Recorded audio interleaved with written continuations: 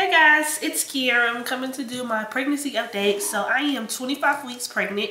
And I think the last time I did an update, I was 21 to 22 weeks pregnant. So nothing really exciting was going on. And then all of a sudden, last week, I had a doctor's appointment and a lot of things have changed.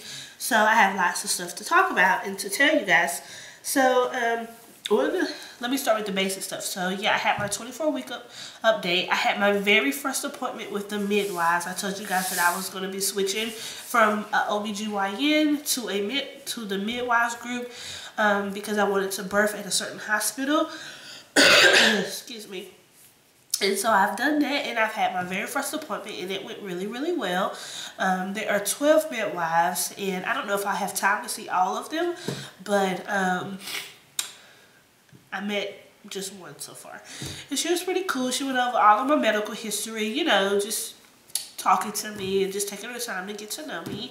She measured my belly. I was 24 weeks at that appointment, and my belly was measuring at 25 weeks, which she said was completely normal. She said as long as I measure within 3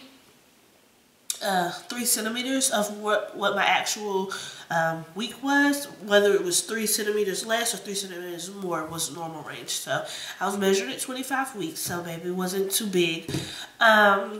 My weight gain, I lost weight.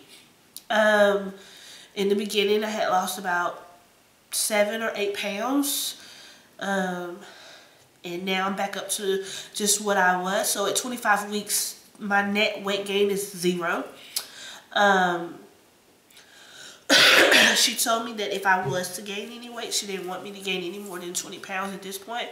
But she just said she didn't really see that happening because my weight at my last doctor's appointment, which was 4 weeks ago, was my original weight. I started off at 221, and excuse me, that's what I was 4 weeks ago. So in 4 weeks, I've just stabilized. I haven't gained any weight. I've just gotten back up to my pre-pregnancy weight, and that's it. So she said she was more than happy with that.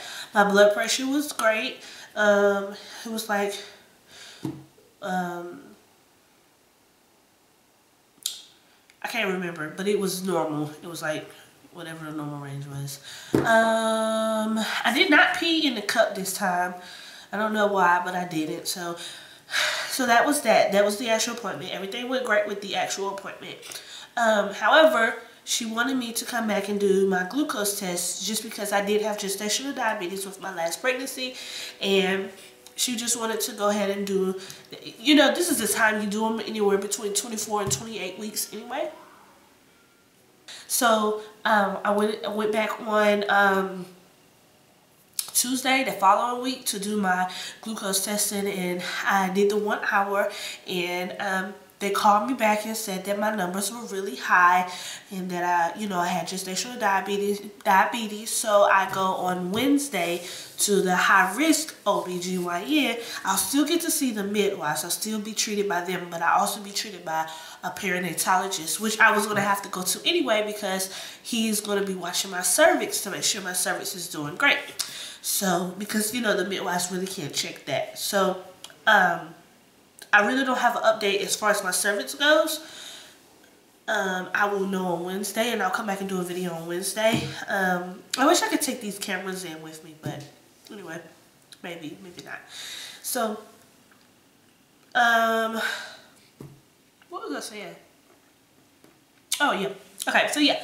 So, I will be going to the high-risk, the perinatalogist on Wednesday of this week, and they're going to be monitoring my cerclage, making sure my cervix is staying in place, and they'll also be helping me manage my gestational diabetes. Because I had it before, I kind of know, you know, how to manage it and what to eat.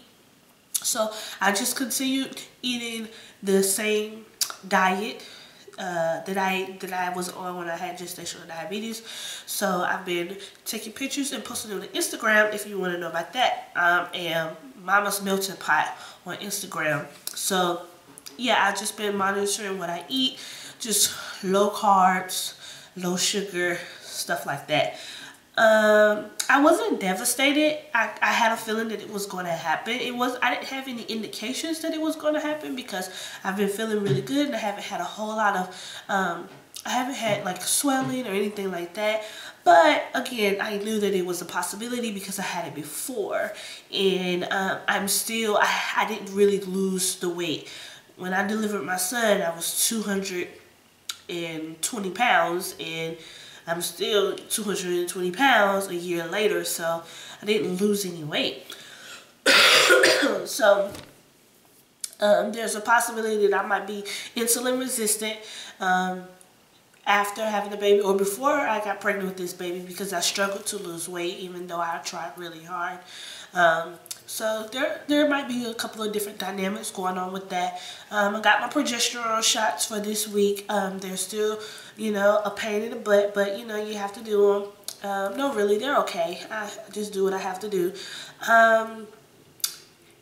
As far as symptoms, I don't really have any symptoms. I'm struggling with my allergies right now. Allergies are really bad here in Texas, so I just been struggling with that. I've been a little sick dealing with that. I'm ready for them to be away, but there's not a whole lot of things that I can take, so I ordered me some essential oils and they'll be here tomorrow. So I'm going to play with those and hopefully that will clear all of this nasty stuff up. I do have a little issue going on with my foot. My left foot has been hurting me and I have a little knot in it, and I'm not sure what exactly it is, so I might bring that up at my high-risk doctor. I mean, I know he's not a foot doctor, but I might just tell him about it and see if it has anything to do with the pregnancy. If he doesn't know, then I might go see a podiatrist because it is very painful, and I've been wrapping it so that I can be able to walk without limping. Let's see, stretch. My stomach is doing this weird thing. It's like I feel like even though the baby is growing and my stomach is getting bigger, I feel like my stomach isn't getting any harder. It's just there. It still seems kind of flabby to me, but that just might be my stomach. I've gotten to the point where I only want to wear dresses now. I don't like anything like tight or hugging on me, so I wear a lot of dresses. But I'm short, so I go and get maxi. I go and try to get maxi dresses, but all of the maxi dresses are like way longer than I am. So a friend of mine told me I was gonna have to get them hemmed, but I don't want to go get them hemmed. I want to be able to just buy the dress and wear the dress. So anyway, that's short people issues, short people problems that I be having. The only other thing is I'm very moody. Like I get really pissed off really quickly. And not necessarily like with my kids or my husband. It's just like people really irritate the heck out of me right now. So that's really funny to watch because I'm a really nice person, really sweet person, but it's like people do stuff that just kind of like seems stupid to me, and I'm like, why did you even do that? It just pissed me off, you know. So anyway, that is kind of one of my symptoms. Not symptoms, but things is going on with me. I don't have any real food cravings or anything like that. Again, I'm on this gestational diabetes diet, so I have to eat pretty healthy for that. I still have not bought anything for the baby. We haven't done anything special for the baby. I did get a doula. I don't know if I told you all about that, but I did get a doula, and I'm reading the Hypnobirthing book, which I want to do a separate video on some of the things that I'm doing to prepare myself for childbirth. I'll do that separate. And then I also want to do another video to kind of show you some of the things that I'm using in my pregnancy, which would be a very short video because I don't do a whole bunch of stuff like, I don't go out and buy a whole bunch of products for my pregnant belly, and I didn't go out and buy maternity clothes. I didn't go out and buy anything, except for I went to Goodwill and I bought maybe like $10 worth of clothes at Goodwill. So, you know, that was a score. But anyway, so those are the biggest news, is that I now have gestational diabetes. I have not gained any weight. I will be going to a high-risk doctor on Wednesday. So far, everything. Oh, you know what another thing is going on is I've been having Braxton Hicks contractions. I'm not really concerned about them. I know with having an incompetent cervix, those things should really scare me, but it just doesn't, because I'm just trusting God in this situation. I have to, because if I think about what could happen, I would drive myself crazy. So I'm not focusing on like the Braxton Hicks, because I know that some things I just can't avoid. They're not painful. They don't hurt. I just know that they're there. I feel them when I do get them. But yeah, so I have the breast and hips contractions. And I usually get them when I'm just doing too much activity, so I just calm down. I have not been walking a lot lately because it's starting to get hotter, and the heat is just draining the heck out of me. And I've been trying to find yoga classes to go to because I'm tired of doing them at home by myself, and I just want to be around other women. But I can't find any that are not super expensive or far away. So hopefully something will come up. But let's see. Other than that, everything is going really great. I feel good. I'm going to show you my belly. And I have on black, so that is not helpful. There. So here is the belly. The belly, the belly, the belly. The belly, the belly. So yeah. And of course, you know, I still have my stretch marks. Lovely, lovely stretch marks. So, all right, you two, I'll talk to you later. Thank you and have a blessed day. Bye.